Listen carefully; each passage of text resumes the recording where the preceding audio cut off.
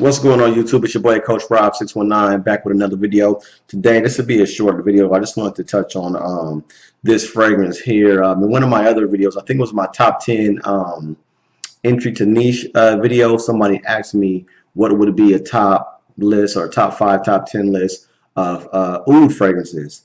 And when I read that question, I kind of thought about it. I don't really like that many oud fragrances, so I don't even think I can compose a top 5 or top 10 of oud fragrances, but that question did have me thinking.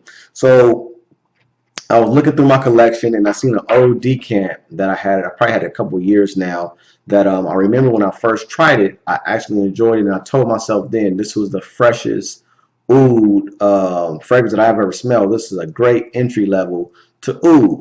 So without further ado, that fragrance is Joe Malone's, I don't know if my camera would pick this up, Joe Malone's Oud and Bergamot. Now, I don't know if you're familiar with this house. I think it's a house based out of London, and most of their fragrances are like 2 or 3 notes. And like this, it's Oud and Bergamot, straight to the point. What you see is what you get.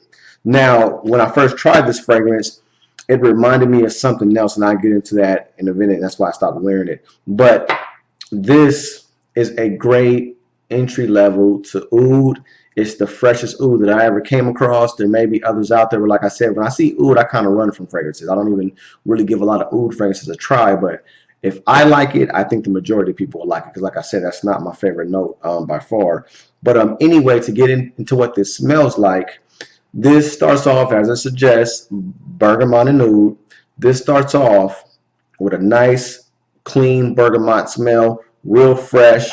And then you get that bergamot kind of develops, and I think it may be like something like tangerine in this, because it's like a fresh lemon lime type opening, which rapidly speeds up into rapidly sweetens up into something that's like a tangerine, like a sweet citrus. And as soon as that's developing, the oud starts to come forward. So you get the citrus and you get the oud immediately, and this is pretty much a linear fragrance. It doesn't change a lot. After the first 5 or 10 minutes of development, what you smell is what you're going to get throughout the duration. So you get a nice sweet oud, a nice sweet citrus with a smoky oud. It's a real mellow oud. It's not a pungent kind of raunchy oud that you may get like in a lot of Middle Eastern fragrances. This is more of just a nice woody scent with a hint of that medicinal oud. Not real strong. It's very, very light and subtle in this fragrance. So it's a real great combination of citrus, which I love, and a nice woody medicinal oud. And it has a smoky characteristics to it. So if you like those fragrances with like a little smoky vibe, this is definitely a pickup.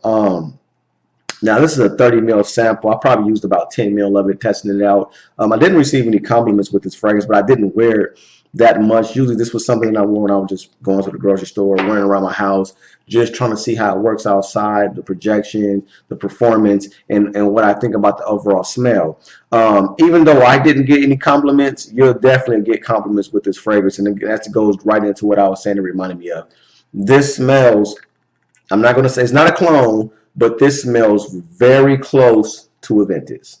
So I know this is a compliment getter. So if you're looking for a great fresh beginner entry level oud, definitely look into this Joe Malone's Oud and Bergamot, because it has that same that tangerine vibe I was telling you about, that citrus. It gives, it's not the pineapple like in a Ventus, but it still gives you that sweet fruity vibe, and then that oud kind of, and that smokiness kind of gives you, I don't want to say burst, but it kind of gives you that woody characteristics that a Ventus has, and you mix it all together, it comes out to something that smells just like a Ventus. Now, this came out in 2010. I think that's the same year Ventus came out, so I don't know what was first. I don't know if Oud and Bergamot was first or if Ventus was first, but they definitely, I don't think they were copying each other. They just happen to smell similar. So if you're looking for an alternative to a Ventus, but you're not looking for a clone, I would definitely say go with this Oud and Bergamot.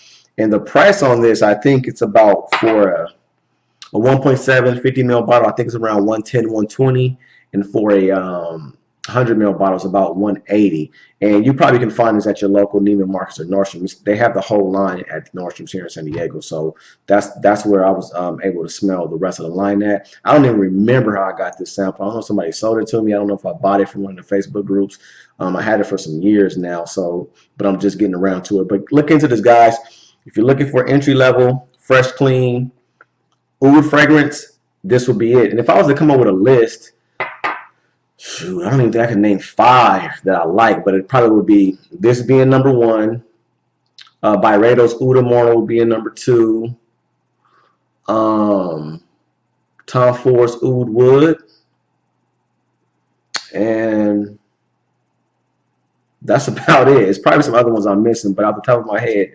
Oh, and Aqua de Parma's Oud. That's a great one, too. So those 4 would be the only oud fragrances that I would recommend that I actually like or enjoy. But depending on what the ladies say, determines where I spray. Peace.